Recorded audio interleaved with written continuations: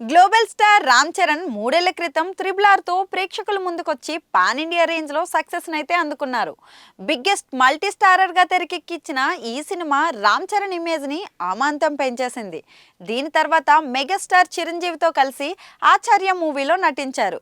ఇది చిరంజీవి చిత్రంగా ప్రేక్షకులు ముందుకొచ్చి డిజాస్టర్ అయితే అయ్యింది. దీంతో మెగా ఫ్యాన్స్ ఆకలి మీద ఉన్నారు. ప్రస్తుతం రామ్ చరణ్ గేమ్ చేంజర్ మూవీతో సంక్రాంతి రేసులో ప్రేక్షకుల ముందుకొస్తున్నాడు. శంకర్ డైరెక్షన్లో తెరకెక్కించిన ఈ సినిమా జనవరి 10న పాన్ ఇండియా రేంజ్ 4 భాషల్లో రిలీజ్ అవుతుంది. ఈ సినిమా పైన మెగా ఫ్యాన్స్ చాలా హోప్స్ పెట్టుకున్నారు. మూవీ పైన టాలీవుడ్లో కంటే తమిళ్ మీడియా సర్కిల్లో ఎక్కువ చర్చ అయితే నడుస్తోంది.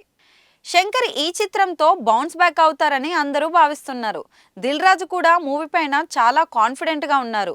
మూవీ ప్రమోషన్స్లో భాగంగా ఇప్పటికే డల్లాస్లో మెగా ప్రీ రిలీజ్ ఈవెంట్ కూడా నిర్వహించారు.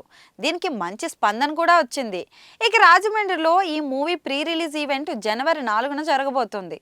పవన్ కళ్యాణ్ దీనికి ముఖ్య అతిథిగా రాబోతున్నారు. ఇదిలా ఉంటే ఈ సినిమాని శంకర్ 3 ఏళ్ల నుంచి తీస్తున్నారు. అందుకే ప్రొడక్షన్ ఖర్చు కూడా పెరిగినట్లు తెలుస్తోంది. ఈ నేపథ్యంలో రామ్ చరణ్ ఈ సినిమా కోసం చాలా తక్కువ రెమ్యునరేషన్ తీసుకున్నారట. త్రిబుల్ ఆర్ తర్వాత రామ్ చరణ్ మార్కెట్ పెరిగింది.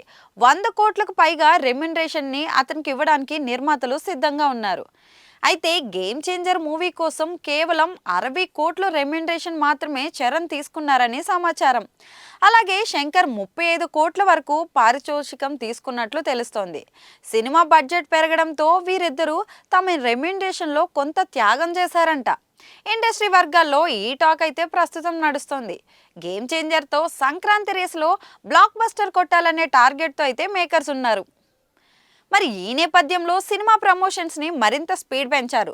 త్వరలో ముంబైలో కూడా మెగా ఈవెంట్ నిర్వహించబోతున్నట్లయితే తెలుస్తోంది. 2025లో టాలీవుడ్ నుంచి వస్తున్న ఫస్ట్ పాన్ ఇండియా మూవీ ఇదే కావడంతో నేషనల్ మీడియా సైతం ఈ సినిమాపై ప్రత్యేక దృష్టి సారించింది. సినిమా రిజల్ట్ ఎలా ఉంటుందా అనేది తెలుసుకోవాలనే క్యూరియాసిటీతో అందరూ ఉన్నారు.